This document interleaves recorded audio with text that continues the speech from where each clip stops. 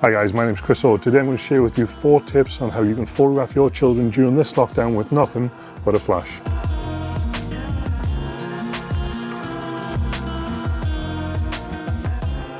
So if, like me, you're stuck at home during this lockdown, struggling with a creative block, I'm going to share with you a few tips that I've used to photograph my own children using nothing but a speed light around the home. Now, the instances I'm going to share with you are a mix of both indoor and outdoor style shots that you can achieve with a different range of results every single time. So in this first instance, we're going to use some blinds in my kitchen to create this beautiful light fall effect coming through the window. And what I've done, I've set my strobe up with Godox V1 just outside of the window, pointing through the slatted blinds, which is going to create this really hard light with lovely hard shadows in there, with Noah sitting on the kitchen bench. Now, what I'm very conscious of with this, because I've got all that light coming through the window, is that I need to bounce some of that light in. Now, I don't have access to all my usual kit, which is at my studio. So in this instance, I made a makeshift reflector. I used a cardboard box with a t-shirt wrapped around it to bounce some of that light back into the other side of the frame.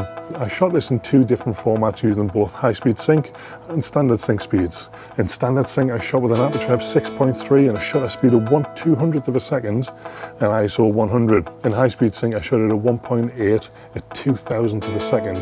Now, shooting in high speed allowed me to bring that depth of field much shorter and much shallower to create a beautiful ethereal sort of feel with this image.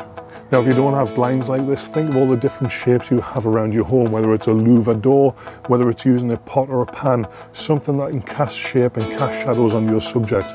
And one of my big mottos is, when you're using light, it's not about the light you create, but the shadows you create.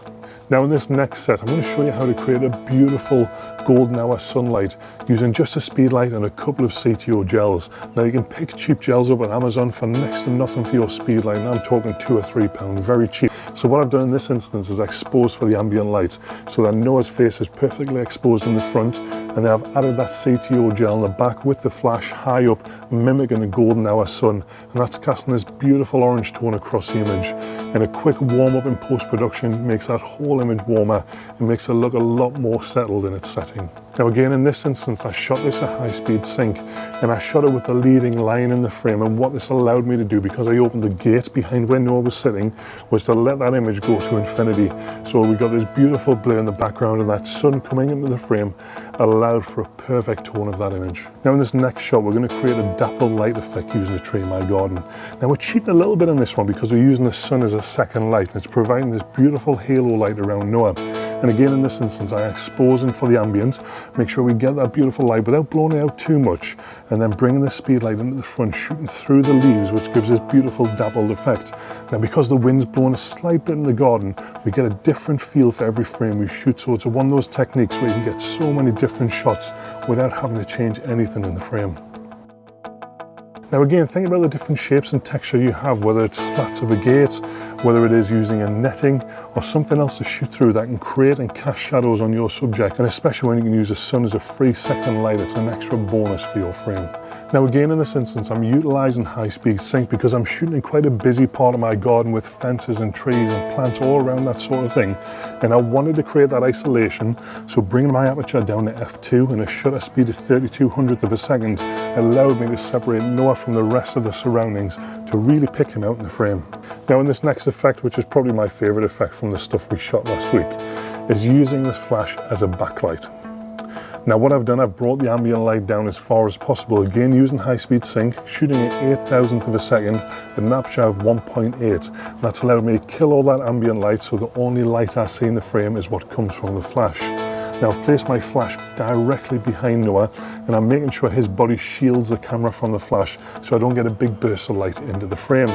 Now, in the first instance, I'm using this just to create a beautiful outline of Noah and a really soft, subtle image that creates this beautiful sort of silhouette feel. And then to take this image to the next level, I went to the front garden and found some dandelions. You know those little things you blow as a kid and they shoot off all over the place? Now, the beauty of using these in this instance is they're white and they're soft in terms of how they absorb light. So because we're backlighting this, it's going to pick up every little part of that dandelion as it flies away. So I counted down 3, 2, 1 for Noah to blow those dandelions, and I waited for the optimum moment to get the perfect flight of them coming away from camera. And a little bit of post-production to turn this into mono really set this image off. Now you can see more examples of this type of work over on my Instagram, where I post daily tutorials on how to use flash and how to use off-camera flash to create beautiful portraits and product work. Now I've already seen a lot of examples of people replicating these images, but what would be great is to see even more. So if you use the hashtag ISOPhoto, and make sure you're tagging the photography show, but also tagging 3 of your friends who are photographers and challenge them to see what they can create in these sort of instances.